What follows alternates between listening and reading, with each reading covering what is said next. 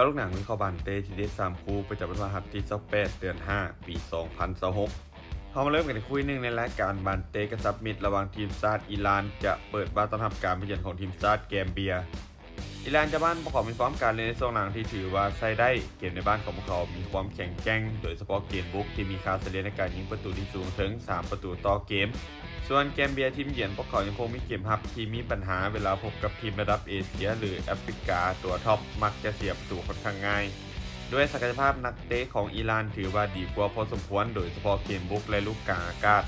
เกมนี้คาดว่าอิหร่านน่าจะเป็นฝ่ายที่คล้องบาลและบุกเข้าใส่หลายกว่าส่วนแกมเบียน่าจะเน้นตั้งรับลึกโดยลดจังหวะการลีดเกมส่วนกลับเป็นหลักภาพรวมยังคงให้อิหร่านเจ้าบ้านดูดีกว่าพอสมควรและมีโอกาสค่อนข้างสูงที่จะเก็บชัยชนะไปได้แบบบ่ยาก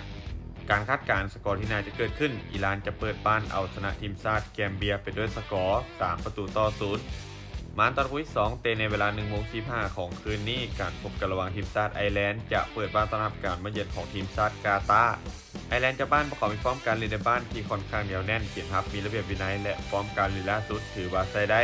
พวกเขามีจุดเด่นในเกมกลางสนามที่มีความแข็งแกร่งเล่นบานตามจังหวะ2ได้ดีและได้เปรียบในเรื่องเสียงเสียจากการเล่นในบ้านส่วนกาตาร์ทีมเยือนผลงานในโซนหลังถือว่าบ่ค่อยนิ่งทีมเยือนของทีมยังคงมีปัญหาโดยเฉพาะเวลาที่พบกับทีมที่ดินเกมเพสซิ่งไว้ผู้เกมคาดว่าน่าจะออกมาแบบสูสีในช่วงแรกแต่ไอร์แลนด์พวกเขามีโอกาสที่จะคุ้มจังหวะเกมได้หลายกว่าส่วนกาตาร์น่าจะเล่นทับให้แน่นและรอจังหวะการเล่นเกมส่วนกลับเป็นหลักการคาดการณ์สกอร์ที่น่าจะเกิดขึ้นไอร์แลนด์จะเปิดบ้านเอาชนะทีมชาติกาตาร์ไปด้วยสกอร์2ประตูต่อ0มานตอนคุย3ในรายการโคปาลิเบร์ตาดอเรสเตะในเวลา 5:00 ของคืนนี้การพบกันระหว่างพัดแมนรัตอันดับ2มี8คะแนนจะเปิดบ้านต้อนรับการมาเยือนของจูเนียร์ FC อันดับ4มี4คะแนนพัดแมนรัตเจ้าบ้านพวกเขามีเกมในบ้านที่ค่อนข้างแข็งแกร่งเกมรับเหนียวแน่นและมีระบบทีมที่ดีจุดเด่นของทีมคือการคล้องบาลเพสซิ่งไว้ลูกตั้งเตะอันตรายและเกมรับที่เสียยาก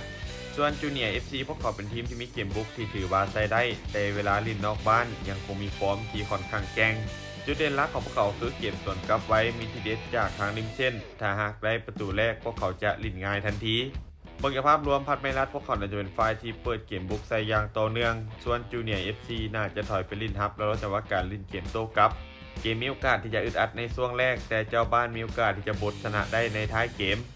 การคาดการณ์สกอร์ที่น่าจะเกิดขึ้นพัดไม่รัดจะเปิดบ้านเอาชนะจูเนียร์ FC ไปด้วยสกอร์2ประตูต่อ1สุดท้ายนี้แต่ถ้าคนสนใจแนวทางดีๆแบบนี้อย่าลืมกดไลค์กดแชร์ออกไปเพื่อเป็นแนวทางเพิ่มเติมและเป็นสนใจอยากลงทุนสามารถกดลิงก์ผ่านหน้าช่องได้เลยเด้อ